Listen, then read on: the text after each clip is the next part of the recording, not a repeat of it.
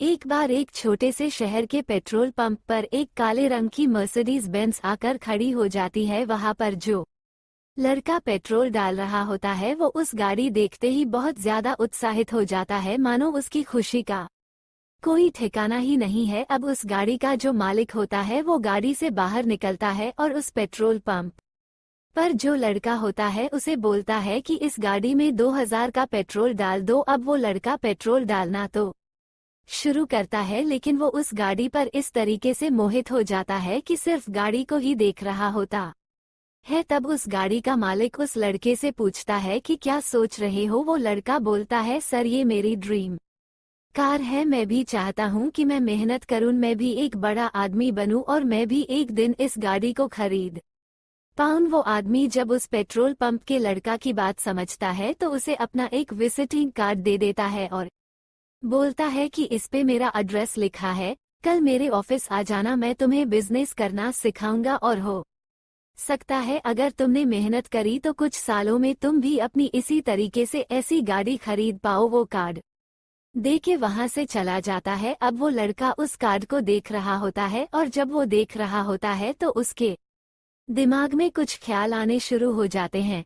वो सोचता है, पता नहीं ये आदमी मुझसे क्या करवाने वाला है, पता नहीं कैसा काम करने को बता देगा, कहीं इसने मेरे साथ कुछ गलत कर दिया तो आजकल टीवी पर भी इस तरीके की खबरें आने लगी हैं, शायद मुझे नहीं जाना चाहिए। ये सब सोचते सोचते वो उस कार्ड को डस्टबिन में फेंक देता है और उसके बाद फिर अपना काम दूसरी गाड़ियों में पेट्रोल डालना शुरू कर देता है। अब 3 साल के बाद उसी पेट्रोल पंप पर बिल्कुल उसी तरीके की काले रंग की मर्सिडीज बेंज आके खड़ी हो जाती है, लेकिन इस बार जो अंदर मालिक होता है वो कोई और होता है। मालिक बाहर निकलता है और बोलता है, 2000 का पेट्रोल डाल दो। अब वो लड़का पेट्रोल भर रहा होता है और फिर से उस गाड़ी को देख रहा होता है, लेकिन तभी उस गाड़ी का मालिक बोलता है, तुम्हें याद है आज से 3 साल पहले यहाँ पर इसी तरीके से एक गाड़ी आकर खड़ी हुई थी। लड़का बोलता है, हाँ मुझे याद है, लेकिन आपको कैसे पता। तो वो गाड़ी का मालिक कहता है कि तुम्हें ये भी याद होगा कि उस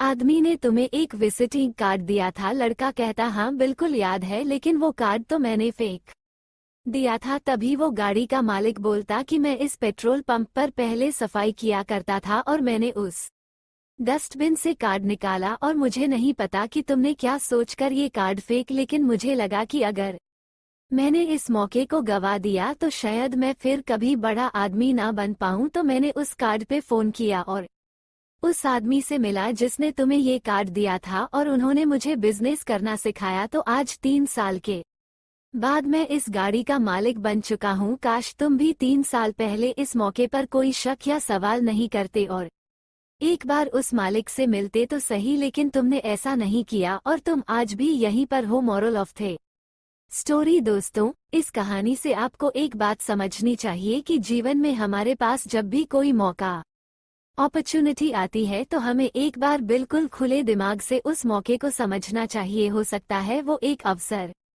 हमारी जिंदगी बदल कर रख दें, जैसे इस कहानी में उस पेट्रोल पंप वाले लड़के ने उसके पास खुद चल कर आया एक सुनहरी अवसर, गोल्डन अपॉर्चुनिटी को सकारात्मक तरीके से ना लेते हुए एक नकारात्मक तरीके से लिया और स्वयं पे विश्वास नहीं किया कि मैं इसे कर सकता हूँ। उल्टा इस अवसर से बारे में उल्टा सीधा सोच के इसको गंवा दिया। लेकिन वहीं दूसरी तरफ उस सफाई करने वाले लड़के ने इस अवसर को सकारात्मक तरीके से लिया और बिना कोई शक किए उस पर आगे बढ़ता गया और सफलता प्राप्त करी। इसी तरह ज्यादातर लोग जब भी उनके सामने कोई नई अवसर अपॉर्चुनिटी आती है वो खुद पे ही शक करना शुरू कर देते हैं कि शायद मैं ऐसा कभी नहीं कर पाऊंगा। लेकिन ये शायद जो है ना, सबसे ज्यादा सपनों को गला घोंट के मार देता है। इसलिए आज अपने आप से यह वादा करिए कि आज के बाद अगर आपके पास कोई अपॉर्चुनिटी आती है और कोई इंसान आपको किसी बिजनेस के बारे